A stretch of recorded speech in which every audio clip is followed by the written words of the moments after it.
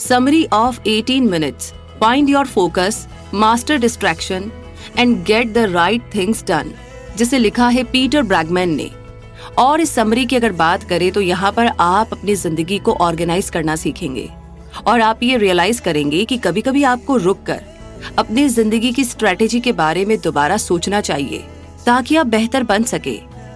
अपने रिएक्शन को कंट्रोल करके अपनी जिंदगी को कंट्रोल कैसे करना है आप वो भी सीख जाएंगे।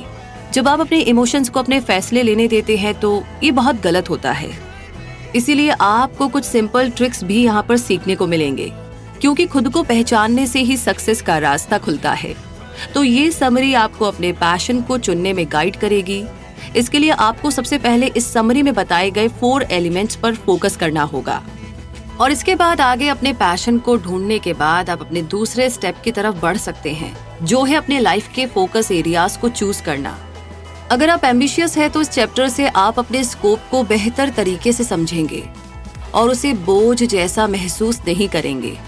इन सारे प्रिंसिपल्स को जान लेने के बाद लास्ट चैप्टर आपको टाइम मैनेजमेंट रूटीन सिखाएगा, जिससे आपकी जिंदगी बदल सकती है। तो क्या आप अपनी लाइफ को 18 मिनट्स में चेंज करने के लिए तैयार हैं? अगर आपका जवाब हाँ है तो चलिए इस जर्नी को शुरू करते हैं और सबसे पहले बात करते हैं आगे बढ़ने की होड़ को कम करना।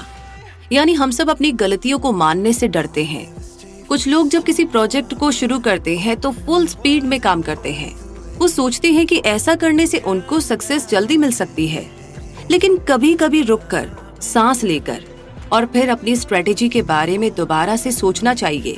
जब भी आपको लगे कि आप कुछ गलत कर रहे हैं तो आपको कुछ देर के लिए खुद को स्लो कर देना चाहिए। अगर आप एक बहस या झगड़े में फंसे हैं और आपको लग रहा है कि शायद आप गलत साइड खड़े हैं, तो अपनी स्पीड को स्लो करके ध्यान से सोचना चाहिए कि आगे क्या कहना है। दूसरी स्ट्रेटेजी है रुक करके फिर से शुरू करना। चलिए मानते हैं कि आप अपना एक बिजनेस शुरू करना चाहते हैं और आपको लगता है कि आप गलत डायरेक्शन में जा रहे हैं या फिर आपका आइडिया सक्सेसफुल नहीं हो सकता। इससे पहले कि आप अपने फेल होते बिजनेस में ज्यादा टाइम और पैसा लगाएं, आपको ऐसी सिचुएशन में रुककर सब कुछ फिर से शुरू करना चाहिए। तो आइए डॉक्टर एलन रोजेनफील्ड का एग्जाम्पल यहाँ पर लेते हैं। वो Columbia school of public health के डीन थे और उन्होंने हमेशा दूसरों की मदद में ही अपना ज्यादातर जीवन बिताया, खासकर HIV लोगों की मदद में। डॉक्टर एलन एक बड़े लीडर थे और उनके गुजर जाने के बाद स्कूल ऑफ पब्लिक हेल्थ का नाम उनके ऊपर रख दिया गया। एक बार डॉक्टर एलन छोटे बच्चों को वैक्सीनेशन देने पर अपने दोस्त ली के साथ डिबेट कर रहे थे। डॉक्टर एलन इस सब्जेक्ट में नॉलेज रखते थे और उनका मानना था कि बच्चों को वैक्सीन देना चाहिए। अपनी बात को सही साबित करने के लिए उन्होंने सॉलिड फैक्ट्स भी दिए, जिसमें बताया गया है कि किस तरह वैक्सीन ने लाखों लोगों को पोलियो और मिजल्स जैसी खतरनाक बीमारियों से बचाया है। दूसरी तरफ उनके दोस्त ली वैक्सीन के खिलाफ थे। ली ने इंटरनेट में एक आर्टिकल पढ़ी थी जिसके बेसिस पर वो अपनी बात को सही मान रहे थे। उन्होंने कहा कि वो आर्टिकल साबित करता है कि वैक्सीन से काफी लोगों को नुकसान पहुंचा है। उन्होंने गुस्सा करने और खुद को सही साबित करने के बजाय बहस करना बंद कर दिया। थोड़ा स्लो हुए और थोड़ी देर सोचा। फिर डॉक्टर एलन ने कहा है कि अगर वो गलती को में कोई रखते थे और उनका मानना था कि बच्चों को वैक्सीन देना चाहिए। अपनी बात को सही साबित करने के लिए उन्होंने सॉलिड फैक्ट्स भी दिए, जिसमें बताया गया है कि किस तरह वैक्सीन ने लाखों लोगों को पोलियो और मिजल्स जैसी खतरनाक बीमारियों से बचाया है। दूसरी तरफ उनके दोस्त ली वैक्सीन के खिलाफ थे। ली ने इंटरनेट में एक आर्टिकल पढ़ी थी जिसके बेसिस पर वो अपनी बात को सही मान रहे थे। उन्होंने कहा कि वो आर्टिकल साबित करता है कि वैक्सीन से काफी लोगों को नुकसान पहुंचा है। डॉक्टर एलन इस सब्जेक्ट के एक्सपर्ट थे, इसीलिए वे ली के बिना ठोस सबूत वाले आर्टिकल के ऊपर हंस भी सकते थे, लेकिन उन्होंने ऐसा नहीं किया। उन्होंने गुस्सा करने और खुद को सही साबित करने के बजाय बहस करना बंद कर दिया। थोड़ा स्लो हुए और थोड़ी देर सोचा। फिर डॉक्टर एलन ने ली से कहा कि उन्होंने उस आर्टिकल को नहीं पढ़ा है और उसे पढ़ने के बाद ही वो अपना फीडबैक देंगे। तो ठीक इसी तरीके से काफी लोग ये सोचते हैं कि अगर वो अपनी गलती मानेंगे तो वो अपना सम्मान, पोजीशन और पावर खो देंगे, लेकिन सच्चाई इसके ठीक उल्टी है। पूरी दुनिया के सामने अपनी गलती को मानना एक स्ट्रॉन्ग और मजबूत शख्स होने की निशानी है। इसीलिए अगर आपकी कोई बात या फिर कोई काम नहीं बन रहा हो तो उसे खत्म करके कुछ और नया शुरू करने में कोई गलत बात नहीं है। अपनी जिद में अपने फ्यूचर के मौकों को मत खोइए। ऐसी सोच जो आपको रोके रखे उसे छोड़ देनी चाहिए। यही सक्सेस पाने और आगे बढ़ने का रास्ता है। और इस आगे बढ़ने के रास्ते में सवाल है कि आपको कहाँ पहुँचना है। मतलब ये कि आपको याद है आपके स्कूल के मैथ्स टीचर को आप पसंद नहीं करते थे और उनकी ही वजह से आप मैथ्स में फेल हो गए थे और शायद डिग्री भी नहीं ले पाए थे। बहुत सारे लोग ऐसे ही जाल में फंस जाते हैं क्योंकि हम बाहर के फैक्टर्स को हमारी प्रेजेंट सिचुएशन के नतीजों पर हावी होने देते हैं। अपने फैसलों के बारे में बात करें तो हमें लगता है कि हमारी लाइफ का कंट्रोल हमारे हाथ में है, पर आप गलत हैं। अक्सर किसी ट्रिगर पर जब आप बिना सोचे झट से रिएक्ट करते हैं तो उसकी वजह से आप इन नतीजों पर पहुंचते हैं। एग्जाम्पल के लिए आपके मैथ्स टीचर जिन्होंने आपको कम मार्क्स देने का डिसीजन लिया, तो यहाँ पर आपको अपना फोकस बदलना होगा। लाइफ के ट्रिगर को हमारे नतीजों यानी कि हमारे रिजल्ट को कंट्रोल करने देने के बजाय आपको खुद ही अपने रिजल्ट को कंट्रोल करना होगा। और आप ऐसा तभी कर पाएंगे जब आप ये सोच लेंगे कि आपको क्या नतीजा चाहिए, क्या रिजल्ट चाहिए। फिर आपको स्लो हो जाना चाहिए और वैसा रिएक्शन ढूंढना चाहिए जो गारंटी देगी कि आपने जैसा सोचा है वही नतीजा, वही रिजल्ट निकलेगा और आपको मनचाही सक्सेस मिलेगी। इस बुक के ऑथर पीटर एक कंसल्टेंट भी है। उनके एक क्लाइंट का नाम हंटर था, जिनकी कंपनी पर बहुत सारे केस चल रहे थे और उनका नाम प्रेस के सामने बहुत ही खराब था। पीटर हंटर के प्रॉब्लम्स को सुलझाना चाहते थे। एक दिन हंटर ने पीटर से कहा कि दिखने में तो वो उनकी हेल्प के लिए रेडी लगते हैं, पर वो उनकी कंपनी को इन प्रॉब्लम से उबार नहीं पाएंगे। हंटर ने पीटर से ये भी कहा कि उन्होंने पहले भी बहुत सारे कंसल्टेंट्स को हायर किया था और पीटर के फेल होने के बाद आगे भी कंसल्टेंट्स हायर करेंगे। इस बात को सुनकर पीटर को बहुत बुरा लगा और हंटर के ऑफिस से निकलने के बाद उन्होंने फौरन अपने अंकल को कॉल किया और अंकल से कहा कि वे हंटर को पसंद नहीं करते, इसलिए वे उसकी कंपनी के लिए काम नहीं करेंगे। अंकल इस बात को सुनकर हंसे और पीटर को एक इम्पॉर्टेंट लेसन सिखाया। उन्होंने कहा कि ये जरूरी नहीं है कि हम जिसके साथ बिजनेस करते हैं वो हमें पसंद आए, हमें तो बस अपने बिजनेस या काम पर ध्यान देना चाहिए। इसीलिए पीटर ने डिसाइड किया कि वे हंटर के लिए काम करेंगे और वहां उन्होंने काफी सालों तक काम भी किया।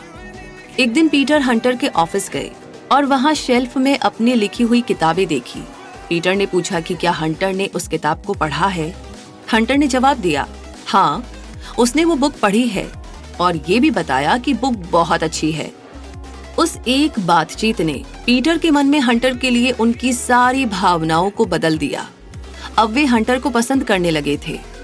अगर पीटर ने हंटर को नापसंद करने की वजह से उसकी कंपनी में काम नहीं किया होता तो उन्हें वो जॉब नहीं मिलती जो उन्हें सालों तक पैसे देता रहा। तो एग्जैक्टली यही होता है जब हम अपने रिएक्शन को डिसाइड करने देते हैं कि हमें आगे क्या करना है, और इन्हीं वजहों से हम बहुत सारे अच्छे मौके भी खो देते हैं। तो इस तरीके से कोई भी मौका आप ना खोए, उसके लिए आपको सही कदम चूज करना होगा। यानी 4 एलिमेंट्स के इंटरसेक्शन पर अपना अगला कदम चुनिए। आइए जानते हैं कि हमें ये कैसे करना है। हम बहुत ही शोर शराबे वाली दुनिया में रहते हैं और बहुत सारी चीजों को करना चाहते हैं। कभी कभी हमें लगता है कि हम ये कर ही नहीं पाएंगे क्योंकि हमें पता ही नहीं होता है कि क्या चूज करना है। फिर आखिर में हम कुछ नहीं करने का फैसला लेते हैं। तो आप अभी से इस पर काम करना शुरू नहीं करेंगे तो आगे जाकर लाइफ में इतने ज्यादा मौके आएंगे कि आप डिस्ट्रैक्ट हो सकते हैं। आपको 4 एलिमेंट्स पर यानी कि 4 एलिमेंट्स पर ही फोकस रखना है। फर्स्ट एलिमेंट है आपको अपनी ताकत के बारे में, अपनी पावर के बारे में पता होना चाहिए और इसमें मास्टर बन जाने तक खुद को इम्प्रूव करना चाहिए। जब आप उस बात पर अपना फोकस रखते हैं जिसमें आप बेस्ट हैं तो आपके जीतने के ज्यादा चांस होते हैं। सेकंड एलिमेंट है कि अपनी कमजोरियों से भागिए मत, बल्कि उसे अपनाइए, एक्सेप्ट कीजिए। इस कमजोरी से फायदा उठाने की कोशिश कीजिए।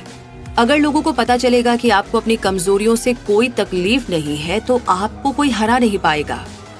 थर्ड एलिमेंट आता है कि अगर आप में कुछ बात है जो सबसे यूनिक, सबसे अलग है, तो उसे चेंज ना करें। दुनिया से अलग और डिफरेंट होना बड़ी बात होती है।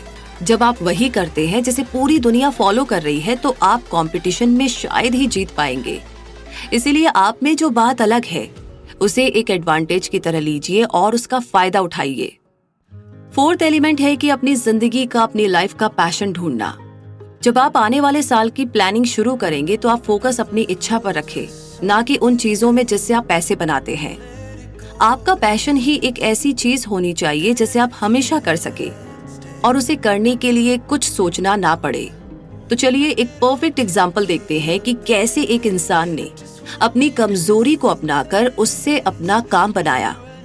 जॉफ एक सक्सेसफुल आदमी है और बड़े दिल वाले होने के लिए बहुत ही फेमस है। चैरिटी फाउंडेशन को अपनी जायदाद का बड़ा हिस्सा देना उनका सबसे बड़ा अचीवमेंट था। एक बार जॉफ अपने दोस्त के साथ लंच कर रहे थे, तभी वहां वेटर ऑर्डर लेने आया। जॉफ ने उससे श्रिम्प्ड सैलेड मंगाया, लेकिन कहा कि उन्हें अपना सैलेड सैल्मन के साथ चाहिए, श्रिम्प के साथ नहीं।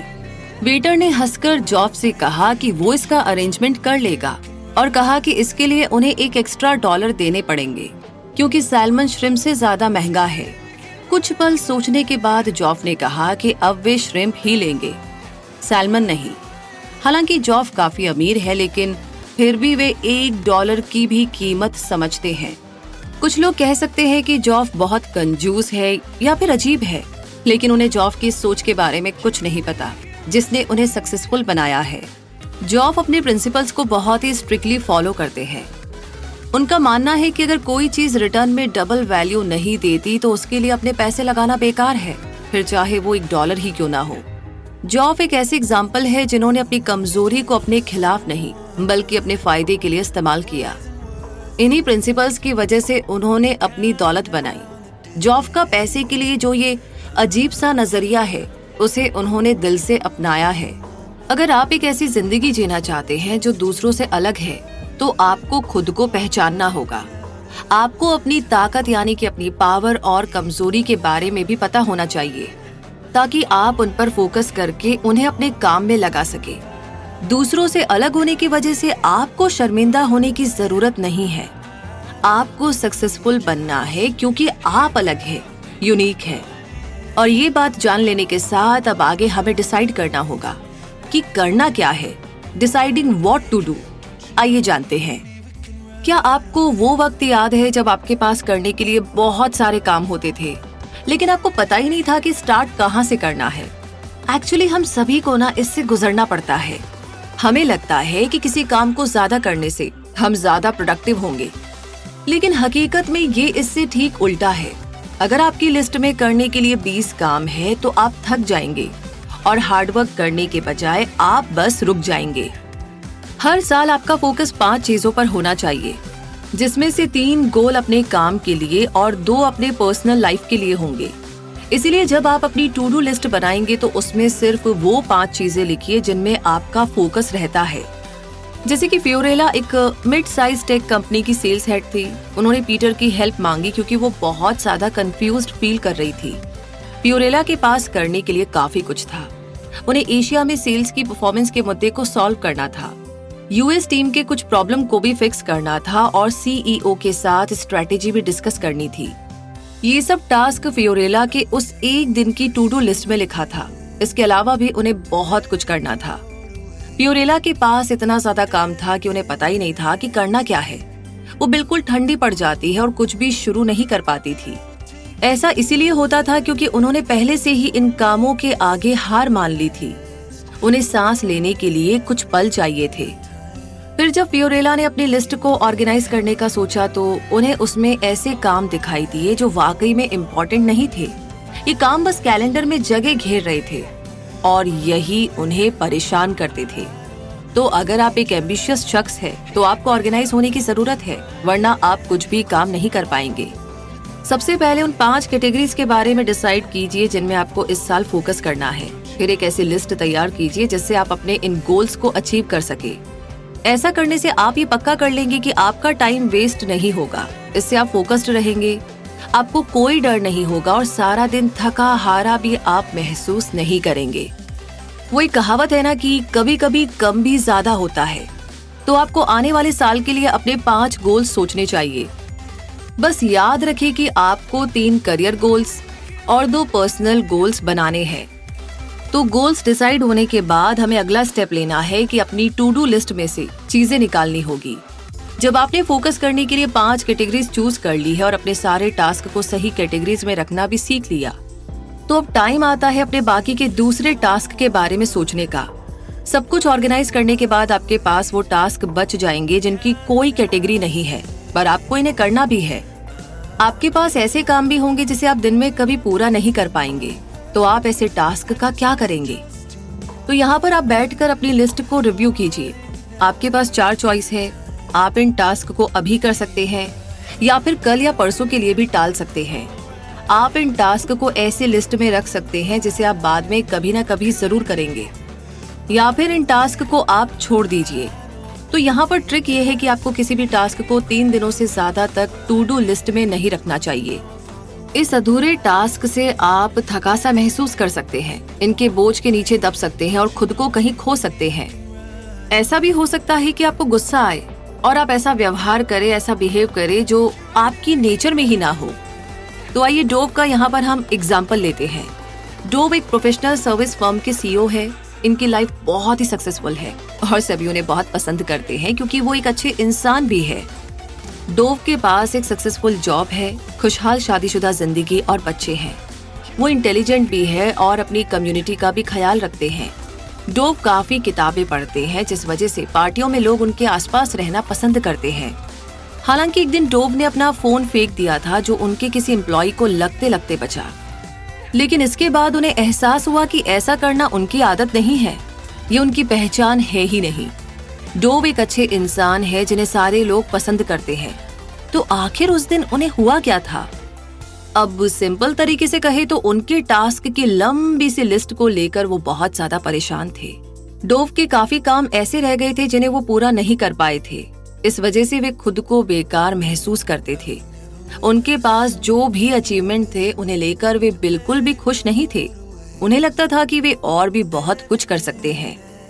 फोन फेंकने के बाद डोव ने माफी मांगने की कोशिश की और सब कुछ ठीक करना चाहा, लेकिन प्रॉब्लम ये थी कि लोगों के सामने उनकी एक गलती भी लोगों का नजरिया बदल सकती थी। और बस यही वो पल था जो डोव की पहचान बन गई, क्योंकि वो अपनी टू डू लिस्ट को सही तरीके से चला नहीं पाए थे। तो अगर आप डोव की तरह गुस्से से नहीं फूटना चाहते हैं तो आपको एक सिंपल सी ट्रिक सीखनी चाहिए। हर सुबह आपको अपने फोन अलार्म को 1-1 घंटे के लिए सेट करना चाहिए। फिर आप खुद से 2 सवाल कीजिए। पहला सवाल, जो पिछला 1 घंटा गुजरा क्या मैं उसमें प्रोडक्टिव रहा? दूसरा सवाल, ऐसा मैं क्या कर सकता हूँ जिससे अगला 1 घंटा पहले वाले से बेहतर हो? तो ऐसा करने से आपका फोकस अभी के टास्क पर टिका रहेगा और लिस्ट के बाकी टास्क आपको बेचैन नहीं करेंगे। आपको अपने हर घंटे को यूज करना चाहिए। तो अपनी टू डू लिस्ट के बारे में बहुत ही कमाल की बातें जानने के बाद अब बारी आती है अपने डेली रूटीन को तैयार करने की। क्या आपको एक दिन में सब कुछ करने का टाइम मिल जाता है? बेशक नहीं। सब लोग शिकायत करते हैं कि उनके पास टाइम की बहुत कमी है और बस यही प्रॉब्लम है। तो हमने पिछले चैप्टर्स में जाना कि हमें अपने टू डू लिस्ट के 5 कैटेगरीज पर फोकस कैसे करना है, जिनमें 3 कैटेगरीज अपने काम या जॉब से रिलेटेड और बाकी के 2 कैटेगरीज आपकी पर्सनल लाइफ के लिए होते हैं। एक ऑर्गेनाइज्ड लिस्ट रखने से टाइम की कमी की प्रॉब्लम एक मैजिक की तरह खत्म नहीं हो सकती। असली चैलेंज तो है आपके प्लान की एग्जीक्यूशन, यानी कि आप अपने प्लान को कैसे चलाते हैं। इतने सारे डिस्ट्रैक्शंस के रहते हुए आप अपने प्लान पर कैसे टिके रह सकते हैं, ये एक बड़ा सवाल है। तो इसका जवाब बहुत ही सिंपल है। आपको एक रूटीन बनानी पड़ेगी। ये है 18 मिनट्स टेक्निक, यानी कि 18 मिनट की टेक्निक। सबसे पहले हर सुबह अपनी टू डू लिस्ट की प्लानिंग के लिए 5 मिनट लगाइए। याद रखिए, आपको वही काम लिखने हैं जो आपके 5 कैटेगरीज में फिट बैठते हो। फिर हर घंटे आपको 1 मिनट के लिए अपनी प्रोडक्टिविटी चेक करनी चाहिए और देखना चाहिए कि आप कैसे और इम्प्रूव कर सकते हैं। सबसे लास्ट स्टेप आता है कि हर रोज दिन के आखिर में 5 मिनट के लिए ये रिव्यू करना कि आपका दिन कैसे बीता। आप ये पूछ सकते हैं कि आपने दिन भर में क्या सीखा, आपको कौन सी बात में इम्प्रूव करना है। जैसे कि जैक लालान एक फिटनेस गुरु थे। वो लोगों से भरी नावों के साथ खुद को बांधकर 1 माइल तक स्विम करके इन नावों को खींचने के लिए फेमस थे। वैसे ऐसा करना काफी यूनिक है, जिसके लिए काफी ज्यादा पावर चाहिए। जैक का शो टीवी पर आता था और ये शो अमेरिका के टीवी पर चलने वाली सबसे लंबी फिटनेस शो थी। ये 34 सालों तक चली थी। लोगों को ये नहीं पता था कि जैक एक टीवी सेलिब्रिटी से बढ़कर थे। उन्होंने बहुत सारी एक्सरसाइज मशीन बनाई जो कि पूरी दुनिया में मशहूर थी। इनमें से एक था वेट सिलेक्टर्स मशीन, जो हेल्थ क्लब में यूज होता था। जैक की सक्सेस का सीक्रेट बहुत ही सिंपल था। उन्होंने अपने लिए एक सॉलिड रूटीन बनाई थी जिसे वो रोज फॉलो करते थे। जैक हर सुबह 2 घंटों के लिए एक्सरसाइज करते, 1.5 घंटे के लिए वेट लिफ्टिंग करते और बाकी के आधे घंटे में स्विम या वॉक करते। 90 साल की उम्र में जैक गुजर गए, पर आखिरी दिनों तक वे अपनी उम्र के बावजूद भी अपना रूटीन फॉलो करते रहे। उनकी लिखी हुई आखिरी बुक थी लिव यंग फॉरएवर, जो उनकी 11वीं बुक थी। 90 की उम्र में बुक लिखना आसान बात नहीं है, लेकिन अपने ओल्ड एज में वेट लिफ्ट करना सुपर ह्यूमन जैसा है। जैक को पता था कि अपना फोकस कहाँ रखना है और वे इस बात को कभी नहीं भूलते थे। उन्होंने कभी एक दिन की भी छुट्टी नहीं ली, क्योंकि वे अपनी रूटीन की पावर में बिलीव करते थे।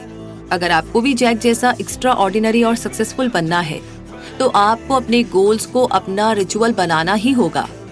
18 मिनट्स रिचुअल को अपनी लाइफ में अप्लाई करना शुरू कीजिए और देखिए कि आपकी लाइफ रोज कैसे बेहतर होती है। तो इसी के साथ टाइम आ गया है कंक्लूजन का। तो मुद्दा मामला ऐसा है समरी का कि यहाँ पर अब आप जान ही गए हैं कि कैसे अपने 18 मिनट खर्च करके अपनी जिंदगी आप बदल सकते हैं। ये जानने के बाद अब आप थोड़ी देर रिलैक्स कर सकते हैं। आपको जो भी बातें रोक कर रखती है, आपको उन्हें छोड़ना होगा। खुद की गलतियों को मानना कमजोरी नहीं है, बल्कि ये एक स्टेप है जिससे आप बेहतर सोचेंगे और अच्छा काम करेंगे। आपने ये भी सीखा कि अपने रिएक्शन को कैसे कंट्रोल करना है, ताकि आप अपनी जिंदगी को कंट्रोल कर सके। ये हमेशा आपके इमोशंस पर डिपेंड नहीं करता। आपको अपने फैसलों के बारे में स्मार्ट होना जरूरी है, और भले ही कितना मुश्किल ही क्यों ना हो, आपको हमेशा सही स्टेप लेना चाहिए। अपनी लाइफ को बदलने के लिए आपको 4 एलिमेंट्स पर फोकस रखना होगा। ये एलिमेंट्स है आपकी ताकत, कमजोरी, आपके डिफरेंसेस और लाइफ के पैशन। इस समरी में आपने हर साल अपनी जिंदगी के 5 एरिया को कवर करने के लिए अपने गोल्स को कम करना सीखा। अगर आप 5 से ज्यादा कैटेगरीज पर फोकस करते हैं तो आप गुम हो जाएंगे, खो जाएंगे, क्योंकि आप सबको एक साथ हैंडल नहीं कर सकते। आपने 18 मिनट की रूटीन भी सीखी जो आपको फोकस करने में हेल्प कर सकती है और आपके डिस्ट्रैक्शंस को भी हटाती है। इस रूटीन को फॉलो करने के लिए आपको रोज सुबह 5 मिनट अपनी प्लानिंग में लगानी चाहिए। फिर आपको हर घंटे 1 मिनट के लिए अपनी प्रोडक्टिविटी को चेक करना चाहिए और दिन खत्म होने पर 5 मिनट अपने पूरे दिन का रिव्यू करना चाहिए। इस रिचुअल को रोज फॉलो करके आप अपनी सक्सेस के लिए एक स्ट्रॉन्ग फाउंडेशन बना सकते हैं। तो इंतजार किस बात का? 18 मिनट यानी कि 18 मिनट टेक्निक को यूज करके आप अपने गोल्स को हासिल कर सकते हैं। आप ऐसी डेली रूटीन बनाइए जो विनर्स के लिए बनी है, और इस बारे में तो आपने जान ही लिया है। तो इसी के साथ मैं कहूंगी कि समरी तो यहीं पर समाप्त होती है, खत्म होती है, लेकिन हमारी 18 मिनट की जर्नी शुरू होनी अभी बाकी है। चाहे तो अभी से शुरू कर लीजिए, या फिर कोई ना टू डू लिस्ट में कल का दिन ऐड कर लीजिए। अंत पंत बस शुरू करना है, जब भी करे जैसे भी करे। और ये समरी आपको कैसी लगी, इसी के साथ ये बताना बिल्कुल ना भूले कमेंट बॉक्स में लिख करके। साथ ही साथ अगर आप किसी और बारे में जानना चाहते हैं तो वो भी हमें बता दीजिए।